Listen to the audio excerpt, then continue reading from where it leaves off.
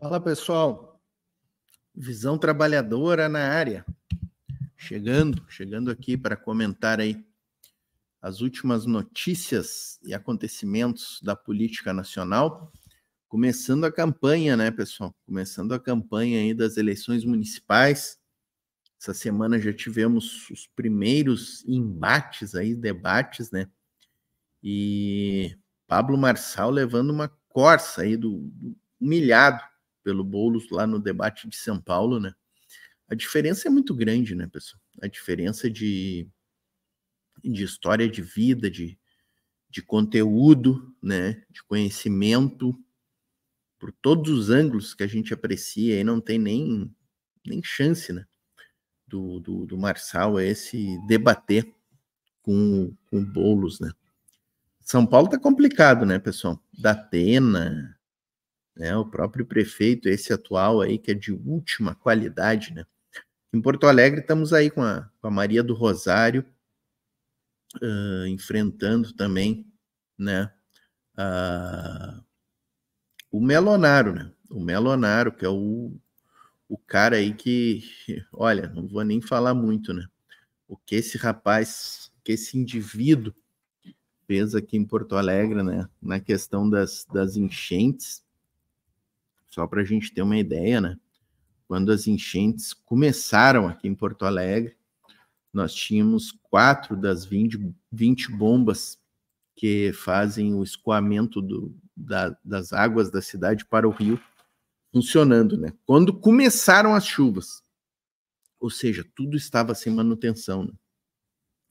E infelizmente aqui em Porto Alegre a gente ainda encontra muita gente disposta. O Melo não deveria nem ser candidato, né, à reeleição, mas a gente cobrar coerência e dignidade de alguns políticos, né, é complicado, né, pessoal? É complicado. E o problema maior, como eu disse, né, quem vai votar no indivíduo que fez o que fez com a população aqui de Porto Alegre.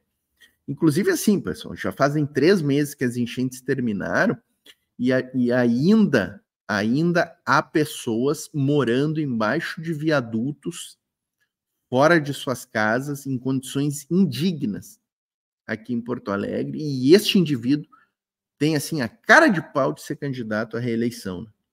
Se o Melo se reeleger aqui em Porto Alegre, pessoal, eu não sei mais o que dizer. Eu não sei nem mais o que dizer. Mas vamos trazer aqui, ó, o Leandro Fortes vai repercutir um pouco aí deste primeiro debate. Eu quero trazer para compartilhar com vocês. Já vou avisando aqui, ó, pessoal. Vou trazer 3 vídeos aqui, tá? Esse do Leandro Fortes, para a gente repercutir aí o debate lá em São Paulo. Vou trazer o Alisson Mascaro comentando aí sobre a questão da educação, né? Políticas de educação, e ele dizendo que não existe uma política de educação das massas sem se tocar no ponto do anticapitalismo, né? Quero trazer para vocês esse vídeo e quero fechar com um vídeo no qual o Lindbergh Farias comenta aí as investigações contra o Campos Neto, né? O vagabundo sabotador do Brasil. Então, esses 3 vídeos eu vou trazer para vocês, a gente repercute a notícia e eu confesso que eu não assisti nenhum dos 3 vídeos, tá? Vou assistir junto com vocês e fazer o react legítimo, tá, pessoal? O react sem ter visto antes o vídeo. Vamos soltar aqui o Leandro Fortes, do DCM. Esse debate de São Paulo ontem, os debates e a própria campanha eleitoral municipal das capitais, eu acho que ainda demonstra, não tenho certeza, demonstra o quão nós ainda somos um país absolutamente indigente do ponto de vista político e eleitoral, né? Perfeito. Totalmente indigente. Eu acabei de falar, né? O fato do Melo ser candidato em Porto Alegre demonstra toda a indigência política que a gente está vivendo, especialmente aqui na capital do Rio Grande do Sul, né? Galera, antes de eu dar sequência aqui, ó, chega deixando a curtida, tá? E diga no chat de que cidades estão assistindo. Isso aqui para nós é fundamental para o canal. A gente tem conseguido ganhar do algoritmo com esses comentários que vocês vão deixando no chat aí. E também tem a importância da gente saber o mapa aí, né, de quem nos assiste, poder conversar com vocês no chat. O candidato lá de Teresina deu uma cabeçada na cara do candidato do PSOL em pleno debate. O prefeito de Teresina deu uma cabeçada no rosto do candidato do PSOL, ao vivo. Essas coisas assim, ao vivo, tá? Porque essa gente perdeu completamente o pudor. Eu assisti esse vídeo aí, gente. É o símbolo da extrema-direita, né? Num debate eleitoral, um candidato bolsonarista vai lá e dá uma cabeçada no outro candidato, que é o atual prefeito da cidade. É um absurdo completo. Perdeu o pudor e não confia nas instituições, nem na justiça, nem na polícia, não acredita, sabe? Eles têm absoluta certeza de que nada vai acontecer. O Pablo Marçal, que a gente separou uns, né, vamos botar daqui a pouco uns trechos, é a retomada do esgoto bolsonarista na sua plenitude. E a gente precisa falar dele. Eu trabalho com redes sociais há muitos anos. Tenho uma agência de marketing digital que só trabalha com redes sociais. Tem uma arapuca que a esquerda se mete todo dia. E o campo progressista se mete todo dia. Essa história de que não devemos falar do Pablo Marçal, não devemos falar da Michelle Bolsonaro, ou não devemos falar do Bolsonaro, e sim levantar os nossos candidatos nas redes, falar do Boulos, falar da Tabata, falar enfim, dos candidatos, Paz, no Rio de Janeiro, como se for. Porque essa é uma visão intuitiva. É natural que se tenha essa visão. Só que as redes trabalham quase sempre no modo contraintuitivo. Uma bolha neutralizar uma informação não significa absolutamente que essa informação não irá circular, às vezes de maneira dobrada ou triplicada em outros ambientes. Vai significar apenas que nós estamos ignorando um inimigo poderoso e não estamos produzindo o que se chama em rede social de buzz negativo. Tá? De buzz negativo, esse barulho negativo. Barulho negativo é aquilo que a gente costuma ver que os haters fazem. Se fosse muito bom o ataque, o buzz negativo, não importa, vamos falar, fala mal de mim. Os ataques de haters não seriam tão prejudiciais. Você leva 1 milhão de ataques de hate, tal, em vez de. Não, as pessoas fecham as contas. Por quê? Porque elas estão sendo massacradas por um barulho negativo, que gera um engajamento também negativo. Grande, alto, imenso, gigante, mas absolutamente negativo. Então, as pessoas já estão desde cedo se lamentando nas redes porque estamos falando do Pablo Marçal. Precisamos falar do Pablo Marçal. É fundamental pelo próprio Pablo Marçal, pelo que ele representa na eleição de São Paulo, mas principalmente pela simbologia que ele carrega, que é a retomada do esgoto bolsonarista efetivamente sistematizado, organizado numa eleição municipal a mais importante do país, que é da cidade de São Paulo. Eu concordo plenamente aí com o Leandro, né? Essa história de não vamos falar, não vamos dar mídia pro fulano, pro Beltrano, não, tem que falar. Tem que falar para que a gente tem os canais, para que a gente tem esses espaços aqui. Se a gente não falar nos nossos espaços, quantas pessoas, talvez até do nosso campo aí, não vão votar numa figura como essas aí? Então a gente tem sim que falar, tem que apontar quem é, não só esse indivíduo, mas eu comecei o programa aqui falando de Sebastião Mello em Porto Alegre. Aqui em Porto Alegre a gente tem quase que um dever aí de apontar diariamente quem é Sebastião Mello. O que ele já tinha feito antes das enchentes e o que ele fez depois das enchentes agora. Durante e depois.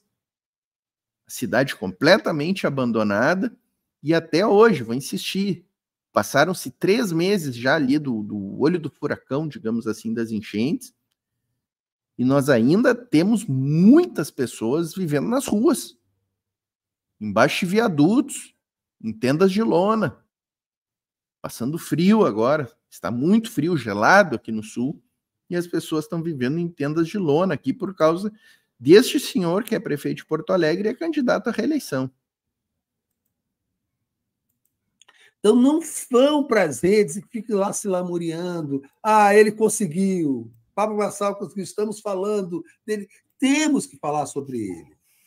O universo de redes sociais, de comunicação nas redes sociais, não tem nada a ver com a propaganda dos anos 60.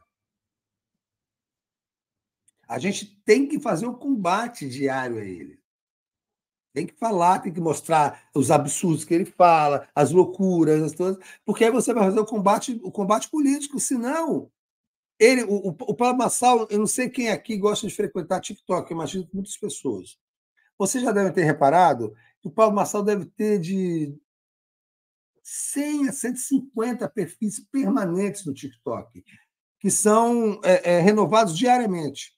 Eu fico bloqueando. Entra lá, Pablo Marçal Corte 1, Marçal, não sei o quê, Viva São Paulo. Tá? Ele tem muito dinheiro, então ele bancou muitas equipes, produzindo muito cortes de falas dele dentro do TikTok. Então ele tem mais de 100 perfis. Você fica bloqueando e ele aparece de novo. É que nem estão fazendo com aquela Cíntia Chagas, aquela mulher que fala de lado, assim, que fala coisas de português. Ela tem uns 30, 40 perfis. Você apaga um, bloqueia, aparece outro. De pessoas que falam por ela. Então, tudo isso é muito, muito dinheiro circulando dentro das redes.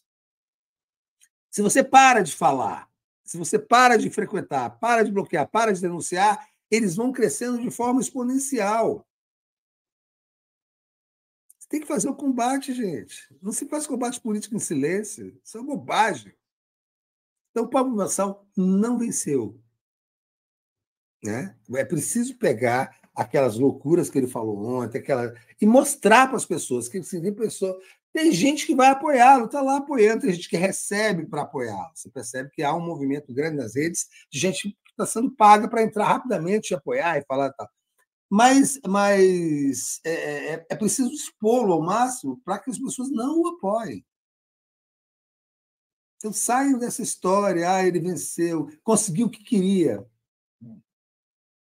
Ele consegue o que quer todo santo dia, sem vocês saberem, sem eu saber, porque ele bota 100, 150 perfis no TikTok, nas redes sociais.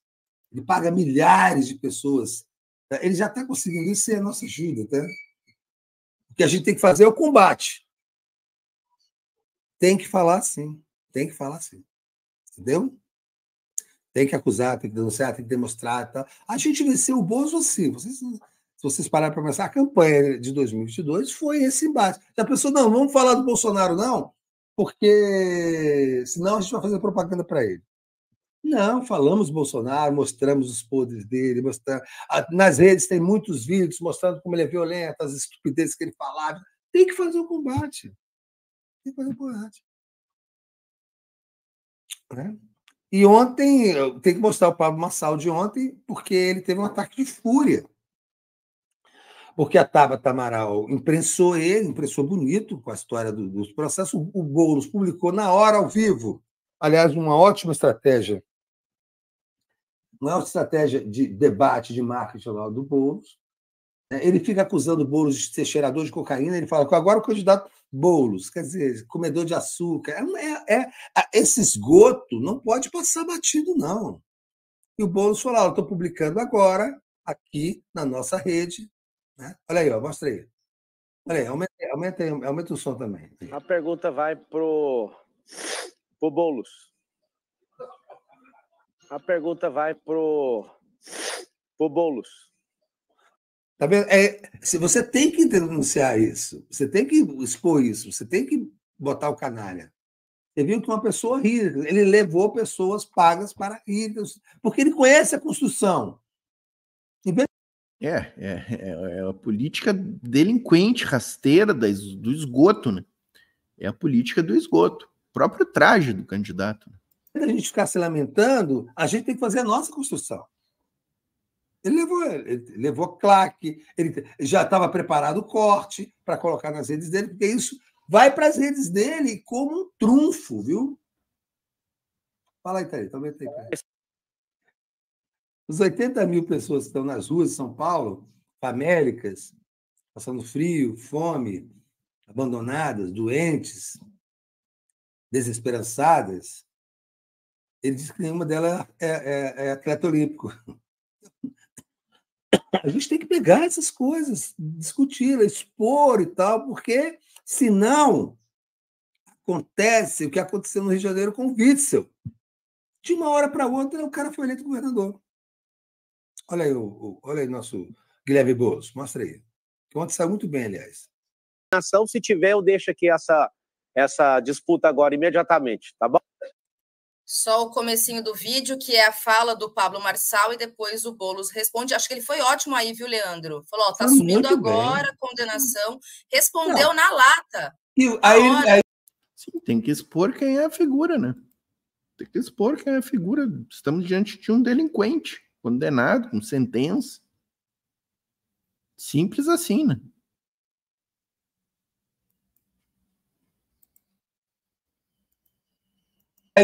Aí o cara enlouqueceu. Antes de até mostrar o vídeo, tem um vídeo que ele enlouqueceu, antes de você passar, só queria fazer essa consideração com vocês, que é importante sair dessa armadilha, viu?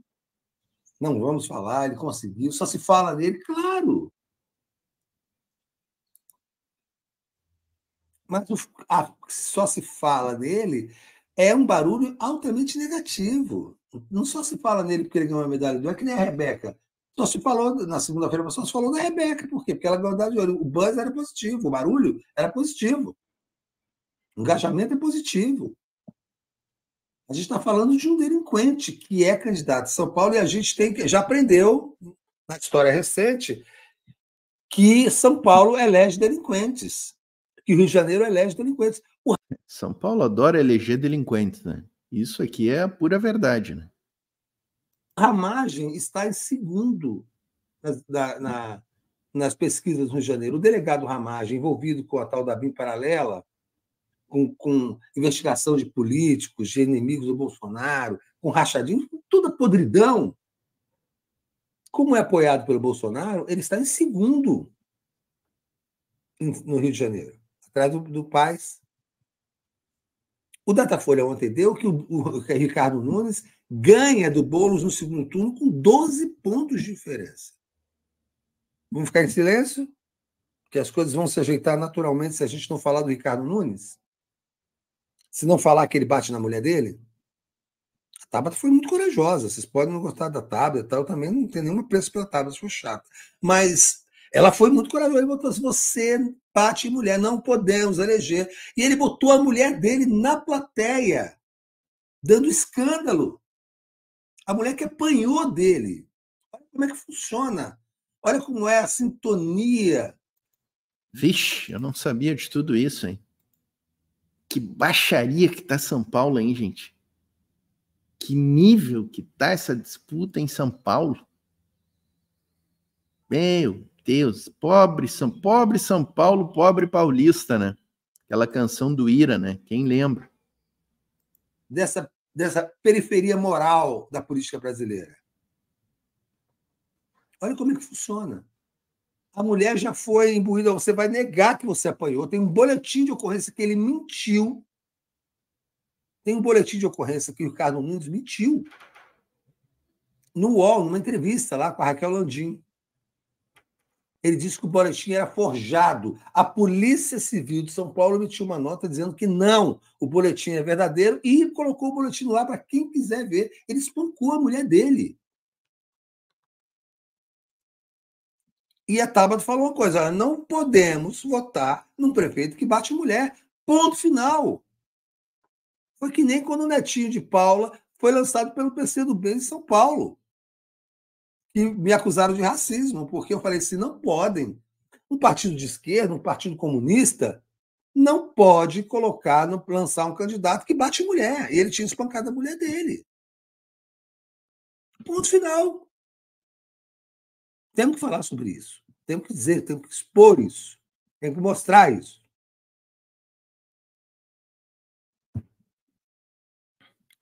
E o Pablo Marçal, ele entrou, ele declarou que tem 198 milhões de reais de patrimônio, gente. É muito dinheiro. 198 milhões de reais. Ninguém tem a menor ideia de onde esse cara tira esse dinheiro. Pois é, mas de onde saiu? Qual é a origem de tanto dinheiro aí? Que loucura, né? Ele diz que tem grupos econômicos, tal. Ninguém tem a menor ideia. Então, quando você expõe, quando você, né, pega essa merda e bota para cima, aí a luz do sol faz muito mal para esses caras. A luz do sol é péssima para eles. Então tem que expô-los ao máximo. Aí, para uma hora, a Receita Federal ia atrás dele. Vem cá, o que está acontecendo? O que é isso? De onde vem esse dinheiro? Ele disse que botou 200 caminhões no Rio Grande do Sul, não sei quantos milhões.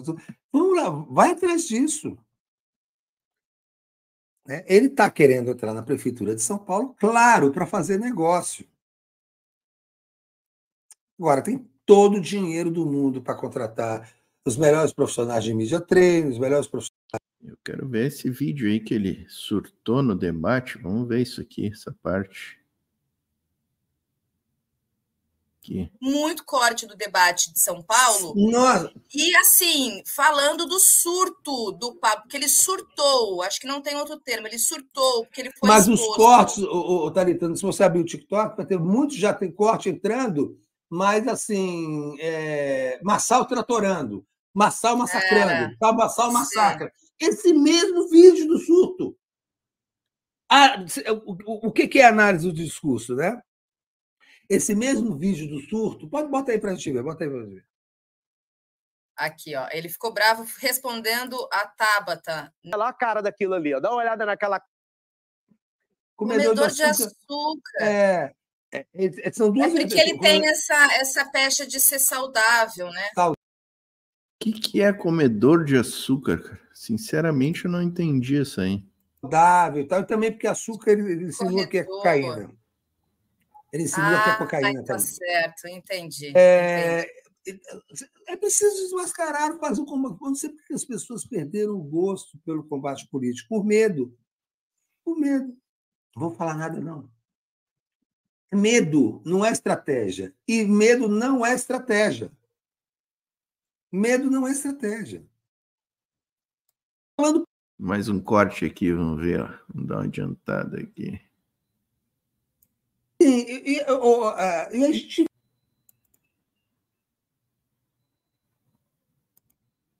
Parado aqui para vocês.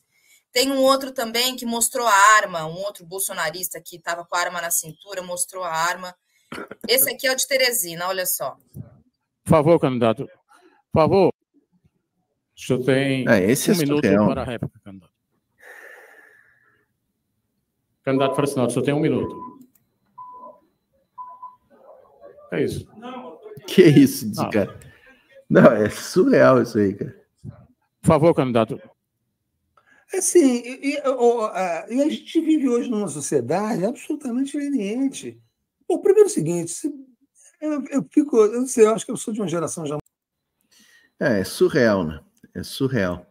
E a normalização desse tipo de coisa, né? Porque não é possível, cara, que esse indivíduo possa continuar sendo candidato, dando uma cabeçada no outro candidato, entendeu?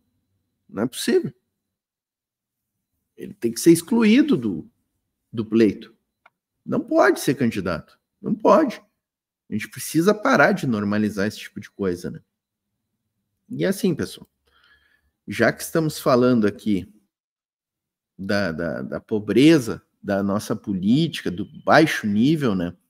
Acho que até pega bem, assim, na sequência, a gente trazer o professor Alisson Mascaro, né? Vamos trazer aqui um corte do programa Faixa Livre, né? Do Anderson Gomes, é um programa excelente, canal Faixa Livre, recomendo todos os dias de manhã, tem o programa do Anderson aí, é muito bom, muito bom. Entrevistas e debates de excelente nível, recomendo e muito. Vou pedir para quem não deixou a curtida ainda, ó, chega deixando a curtida, tá, galera? E diga aqui no chat de que cidade estão assistindo aí. Isso aqui é muito importante, né? Vocês dizerem no chat que cidade estão assistindo. Qualquer comentário do chat é importante, mas dizer de que cidade estão assistindo por 2 motivos, né? Nos ajuda a combater o algoritmo aí, para a gente poder driblar e ganhar do algoritmo, e a gente está dando uma goleada no algoritmo com os comentários de vocês. e ajuda a gente a conhecer vocês, saber quem está nos assistindo, ter um mapa, né, dos locais de que estão nos assistindo e poder conversar com vocês. Né? Então, o Mascaro está trazendo aqui, ó, nesse corte aí que o Anderson fez no Faixa Livre, o seguinte enunciado, né? Não há educação de massa quando governos não admitem fazer a crítica ao capitalismo. Isso aqui está faltando muito na nossa sociedade, né, meu? Falar abertamente contra o sistema capitalista. Alisson Mascaro, com vocês. 10 anos levou metade da população para a extrema-direita e não levou simplesmente por causa de propaganda em horário eleitoral gratuito.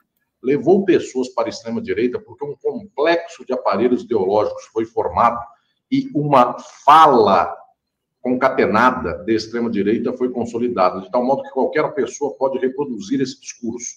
Então, esta ação não dependeu nem sequer, no fundamental, de grande financiamento público de campanha. Claro, toda a direita bebeu dessa fonte, que também dela bebeu a esquerda. No entanto, esta ação decisiva foi uma ação, eu diria, arisca, arrojada, uma ação que se valeu de instrumentos que estavam por aí, como redes sociais, como a internet, e estas ações de extrema-direita começaram a ganhar uma capilaridade social. Nesse nível de ação, estes pequenos grupos plenamente de luta da esquerda não conseguem alcançar, porque efetivamente esses grupos lidam contra a máquina do capital, e a extrema-direita lida a favor da máquina do capital. Então, o algoritmo privilegia a extrema-direita, ele não privilegia posições transformadoras.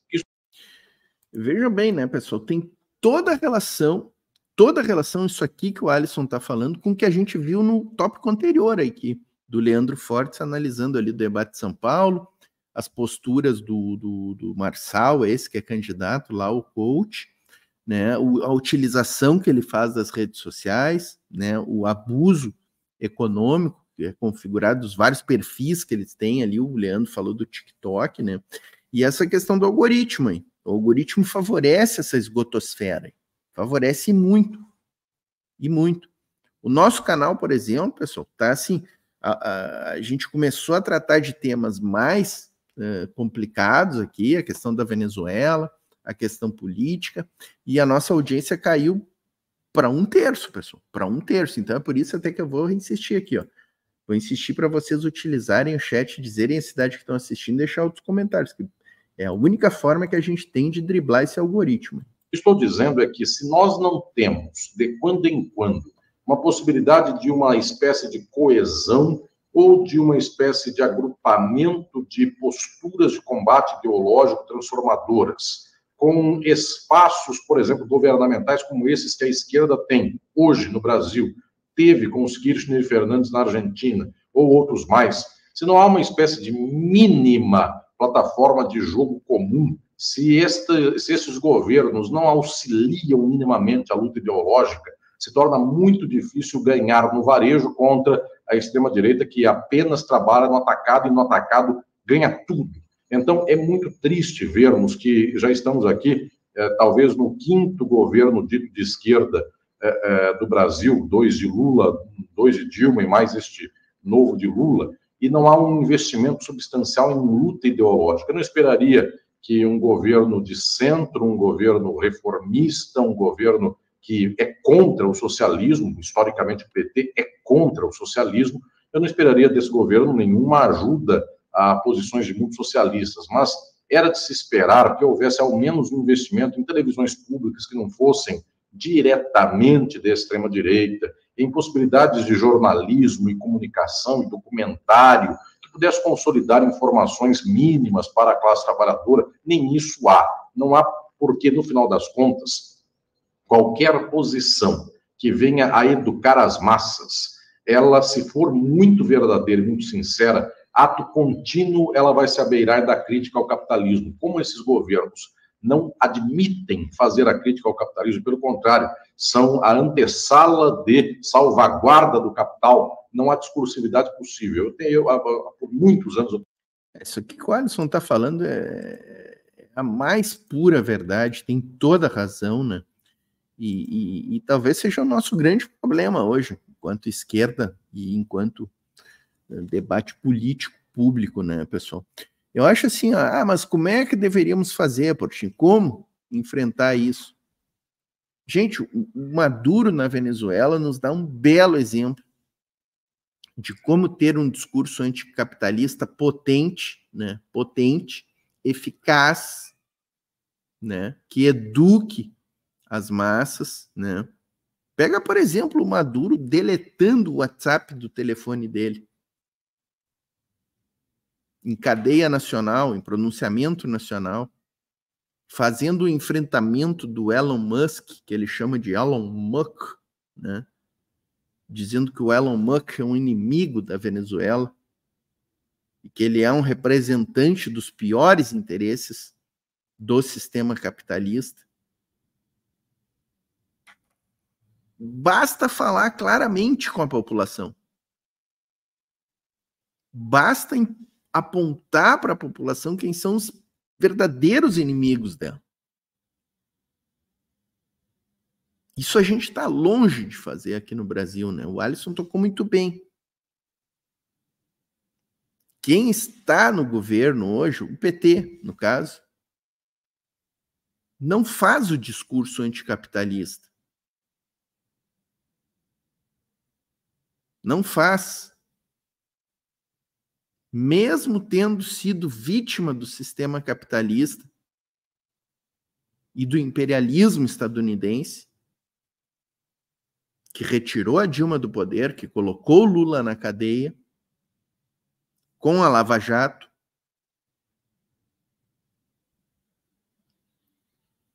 que quase levou o próprio PT à lona.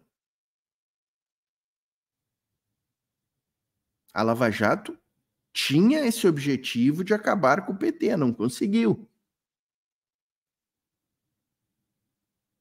Mas se o PT brincar, vem novas cargas aí pela frente. Ou alguém duvida que a grande mídia faz um trabalho constante de ataque ao governo Lula, de críticas seletivas ao governo Lula, com esse objetivo de deixar o golpe sempre pronto, esperando uma fagulha para que o golpe aconteça. Então o PT já deveria ter aprendido isso, deveria ter internalizado isso e deveria ter modificado a sua postura, fazendo o que o Alisson disse aqui. E o governo Lula deveria ter uma política efetiva de comunicação e de incidência nos meios de comunicação. Tanto em relação às mídias como às redes sociais, e infelizmente a gente não enxerga isso. Não enxerga uma transformação neste horizonte. Tem falado que nós não temos um microfone potente, incrivelmente, não é porque não se saiba expropriar um canal de televisão e dar um microfone a alguém. Esses recursos há, essas possibilidades. Ninguém nunca usou, mas esses recursos há. A questão decisiva é que antes de perguntar sobre que microfone eu quero ter ou que eu poderia ter, dinheiro compra microfone, dinheiro compra qualquer microfone, compra a Globo, eventualmente, se for bem conversada, a Globo é vendida. No entanto, o SBT, qualquer outra máquina dessa. No entanto, a questão decisiva é que, quando se tiver um microfone na mão, eis a prova dos 9. Via de regra, vai se falar a mesma coisa.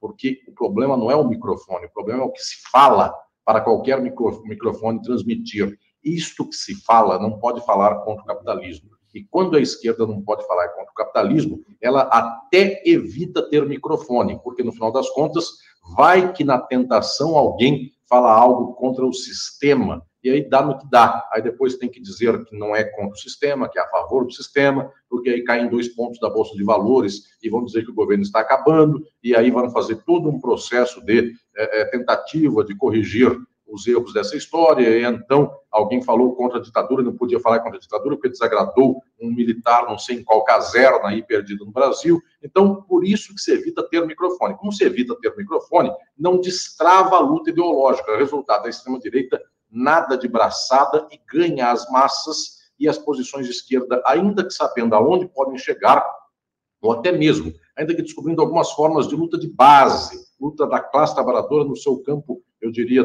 chão, mas isso não é suficiente nos dias de hoje, com a tecnologia de hoje, com a dinâmica da reprodução ideológica de hoje, isso não é suficiente sequer para arriscar o verniz do domínio do capital.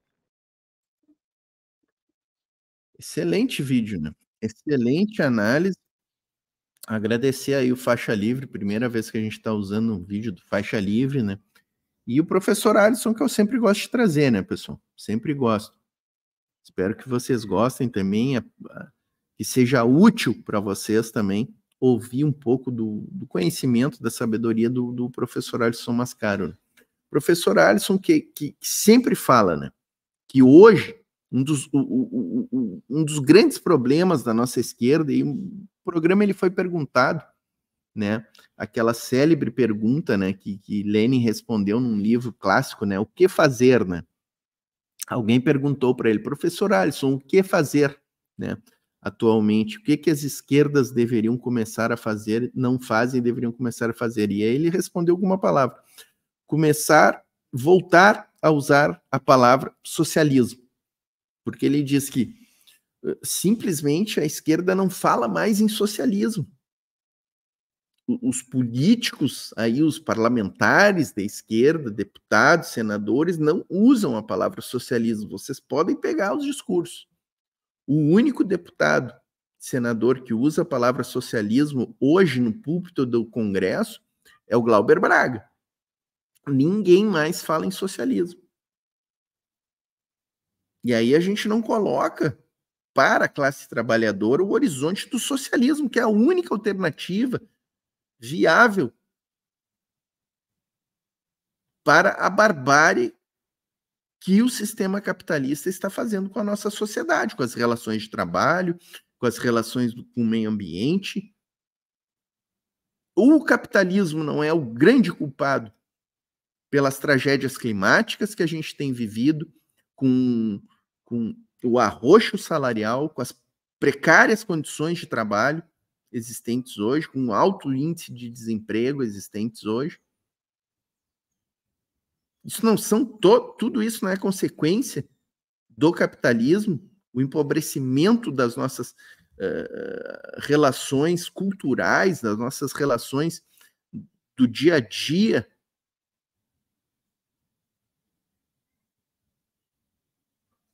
Tudo isso são consequências do sistema capitalista. E para combater o sistema capitalista, a gente tem que ter uma postura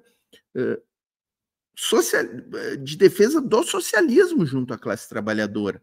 Nós que temos meios aqui, formadores de opinião, é fundamental isso. É fundamental. Mas vamos avançando aqui, ó, pessoal. Vamos passar para o último tema aqui do nosso Visão Trabalhadora, que são aí as investigações contra o Campos Neto, né? O TRF1, Tribunal Regional Federal, proferiu uma decisão finalmente liberando a investigação pela Comissão de Ética, né? Contra o Campos Neto, tarde, né? Tarde, porque agora, mais alguns meses, aí ele termina o mandato dele à frente na presidência do Banco Central, né? E enfim, tá aqui o Lindbergh Farias, que vem desde o ano passado, né, batendo nessa tecla aí, inclusive quase que um caso isolado dentro do PT, né, que queria tomar medidas mais efetivas, né, contra o Campos Neto. Eu sempre digo, né, que se o governo quisesse ter afastado o Campos Neto já no ano passado, ele teria conseguido, ou teria jogado esta bomba para o colo do Senado, né? Que é o Senado que tem competência para afastar o presidente do Banco Central, né? Quando provocado. Ele precisa ser provocado para isso. Então, o que o governo devia ter feito? Utilizado o Conselho Monetário Nacional, que é composto, vejam bem, pelo Campos Neto, pelo Haddad e pela Simone Tebet, né? Então, o governo ali tem 2 votos, ele poderia ter usado esses 2 votos para colocar o Campos Neto na mira do Senado Federal e passa lá para o Senado que decida se o Campos Neto sai ou fica. E aí tu coloca o Senado numa saia justa, né? Que é justamente o que o governo Lula nunca fez até agora. Não faz, nunca fez e não fará. Que é colocar o parlamento em saias justas, jogar matérias de grande interesse nacional para que a Câmara dos Deputados e o Senado analise, para que, se eles reprovarem aquelas matérias, ficará, né, claro para a sociedade quem não quer a saída do Campos Neto. Como o governo federal não fez este tema de casa, digamos assim, de jogar o Campos Neto para o julgamento no Senado, pode-se presumir que o governo não quis afastar o Campos Neto. Foi só uma peça de discurso. Toda essa campanha que se faz, o Lula falando mal do Campos Neto, a própria entrevista que o Lindbergh vai dar agora, ele provavelmente vai expor aqui todo o mal que o Campos Neto faz para a economia brasileira, né? Mas de efetivo, de institucionalidade mesmo, o governo não tomou nenhuma das providências que estava a seu alcance. Então a gente precisa fazer, sim, esta crítica aí, esta forma de agir do governo, né? Vamos ver o que o Lindbergh está trazendo aqui. O Lindbergh não deixou esse assunto morrer, ele estava lá em cima. Pô, porque esses patriotas, né, deputado, adoram mandar dinheiro para fora do Brasil, né? Que amor é esse ao país? É isso. Não, e olha, ele estava usando, ele tinha conseguido uma liminar com o juiz de primeira instância, discutindo o seguinte: olha, o Banco Central é autônomo. Como assim? Não pode ter investigação? Não existe mais um regramento ético? Foi isso que a AGU argumentou e ganhou no TRF por 3-0. Porque, na verdade, existem 2 denúncias para que ele seja investigado no Conselho de Ética. A primeira denúncia é em cima daquele escândalo Pandora Papers, que, na verdade, foram divulgados no mundo inteiro, contas offshore no Panamá, que aparece ele. Então, tem essa primeira denúncia. E tem uma segunda denúncia que foi apresentada por mim, porque nos chegou várias empresas, fundos exclusivos. Os fundos offshore são que estão fora do país.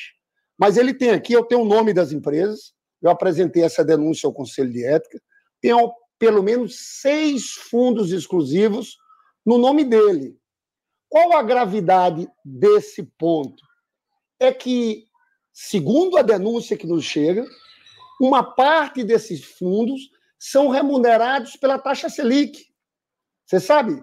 É dívida pública, você tem vários tipos de remuneração. Você tem letras do Tesouro Nacional, você tem remuneração pela taxa de câmbio, mas entendam, taxa Selic significa dizer que quando a taxa Selic sobe, ele ganha dinheiro. Isso é escandaloso. Eu acho. Isso é óbvio.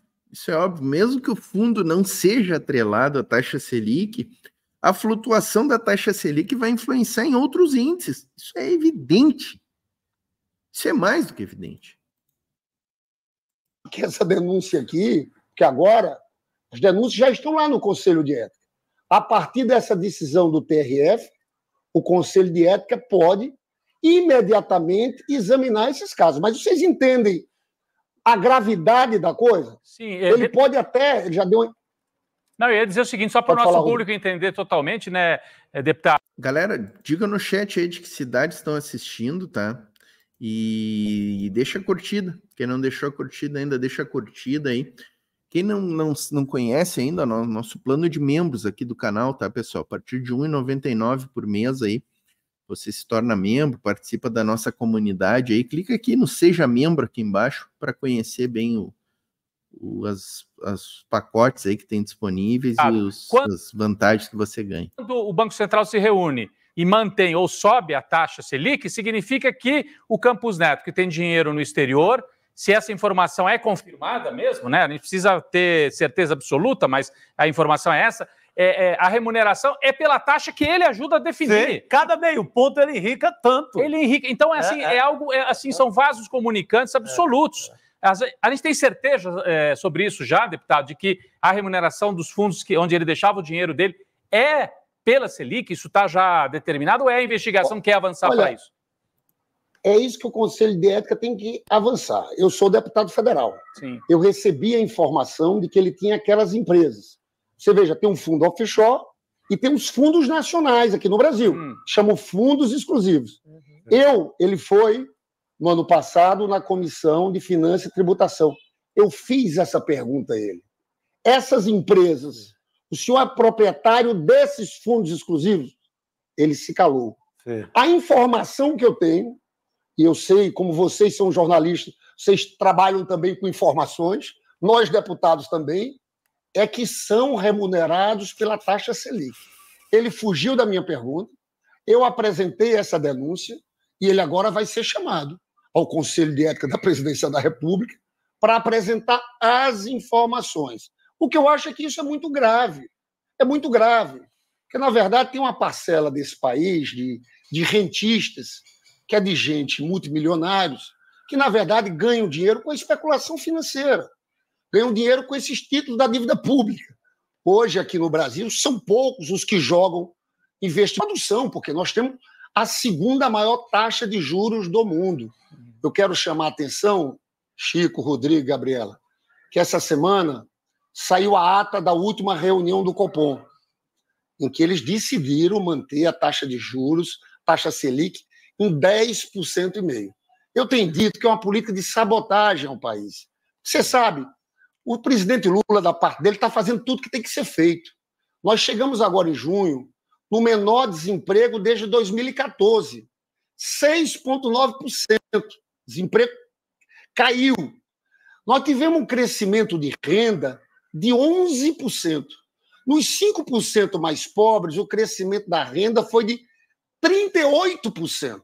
Né? Por quê? Porque a inflação, que era 12% com Bolsonaro, fechou o ano passado em 4,62%, agora está em 4,21%. A projeção do próprio mercado para o final do ano é em 4,10%. Então, você vê, você cai a inflação, teve a política de valorização do salário mínimo, ou seja, o salário mínimo subiu acima da inflação, 6% acima da inflação no governo do Lula. Se cai a inflação, aumenta o salário, sobra mais dinheiro no bolso. Bolsa Família turbinado. A gente já tem isenção de imposto de renda agora até 2 salários mínimos. Lula prometeu chegar a R$5 mil. Teve o desenrola que resolveu a coisa de dívida. O único problema que a gente está tendo é essa política de sabotagem, Chico. A ata da reunião do Copom tinha uma ameaça clara. Eu sou impressionado com a arrogância desse Roberto Campos Neto, falando que pode subir a taxa de juros. Agora, veja bem, vai subir em que contexto? No contexto que na semana passada as bolsas caíram porque começaram a olhar que pode ter uma recessão nos Estados Unidos. Então, qual é o fantasma da inflação aqui no Brasil? A inflação tem caído. Eu não consigo entender. Então, é uma trava, na verdade, é uma política de sabotagem, porque a gente só não está crescendo 4% na economia, 3,5%, por causa dessa política conduzida pelo Campos Neto. Eu achei ótima essa decisão do TRF, porque vai ser um aperto nele, viu? Vai ser um aperto, vai nessa arrogância, nessa postura arrogante dele. Eu vou insistir aqui, pessoal, que essa decisão aí, claro que é importante, sempre é importante uma decisão nesse sentido, mas não vai ter grandes efeitos, o Campos Neto vai sair mesmo da presidência pelo decurso do tempo aí, e até essa própria investigação vai terminar prejudicada pela saída dele do cargo de presidente do Banco Central, e a minha preocupação já é quem o Lula vai indicar para esse cargo, né? Eu espero que o Lula indique alguém que seja um desenvolvimentista, que seja alguém que esteja preocupado com a industrialização do Brasil, né, e com a questão do crédito, que é fundamental para a gente ter um desenvolvimento, né, no país, né. Sempre é bom a gente lembrar, né, pessoal, nesse ponto aí o Lindbergh tem toda a razão, quando ele fala que a gente podia estar com taxas de crescimento de 13,5%, 4%, isso tranquilamente, sem medo de errar, porque essa taxa Selic alta, ela tem dois efeitos muito nefastos. Que o primeiro é que a pessoa vai deixar o dinheiro investido em fundos, né, com rendimento de 10,5%. Isso é muito mais atrativo do que tu investir no teu parque industrial, tu remodelar ou aumentar um parque industrial, e muito mais ainda do que tu criar um novo parque industrial, né? Então é evidente que quem tem dinheiro não vai investir em produção, podendo ganhar dinheiro tranquilamente com rentismo, né? Esse seria o primeiro ponto. O segundo ponto é exatamente essa questão do serviço da dívida pública, né? Que só no ano passado a gente gastou mais de 800 bilhões do nosso orçamento público da União nessa questão do pagamento dos juros, né? Pagamento dos juros. A nossa dívida está em torno aí de alguns trilhões, né? 6 trilhões, alguma coisa nesse sentido. E aí o serviço de juros consome boa parte do nosso orçamento. Ano passado foi 800 bilhões, né? O que, para a gente ter uma ideia, aí é algo em torno de 6 bolsas famílias, né? Ou 2 vezes o serviço de pagamento dos benefícios previdenciários, por exemplo. Então é muito dinheiro que a gente consome com esse pagamento de juros, e cada 1% dessa taxa de juros Selic, que hoje está em 10,5%, equivale a 40 bilhões a mais no serviço da dívida pública. Então, se a gente baixasse essa taxa de juros, por exemplo, eu sempre digo isso, né, para 5,5%, que seria uma taxa adequada, poderia até ser mais baixo, mas vamos deixar para os 5,5%. Tá? Se a gente baixa 5 pontos na taxa Selic, são 200 bilhões a menos do orçamento para o pagamento desses juros da dívida pública. E são 200 bilhões que nós poderíamos ter aí destinados para políticas públicas de saúde, educação, moradia, infraestrutura, né? Então, por todos os ângulos que a gente possa ver essa questão aí da taxa de juros, é como o Lindbergh falou, não tem nenhum contexto econômico, nem macroeconômico, e nem que justifique um aumento da taxa de juros, e essa ata do Copom traz essa ameaça, né, candente ali na última ata do Copom, né? A própria manutenção da taxa de juros, nós já poderíamos estar com a taxa de juros em 9,5%, que nós já tivemos 2 reuniões em que ela foi mantida, né, e é bom a gente lembrar que antes disso a gente vinha tendo ali uma rotina de quedas de 0,5%, né, chegamos a ter 0,5%, algumas quedas de 0,5%, né? Nós poderíamos já hoje estar com essa taxa aí muito mais baixa, né? Muito mais baixa. Então é isso, pessoal. É isso. E essa questão aí dele ter offshores e investimentos exclusivos com aplicações e rendimentos exclusivos, isso é totalmente antiético. Na minha visão, assim, é até ilegal isso. Não é só antiético, é ilegal, sim. Um presidente de Banco Central, um ministro, como era o caso do Paulo Guedes, que também tinha recurso em paraísos fiscais, né? E eu não sei até quando. Eu não sei até quando que o Ministério Público, que a CGU, que as nossas instituições, né, continuarão a fazer ouvidos moucos, né, dessas questões tão fundamentais, né? O Paulo Guedes ficou 4 anos como ministro da Fazenda, todo mundo sabendo, ele mesmo admitindo que tinha investimentos em paraísos fiscais, né?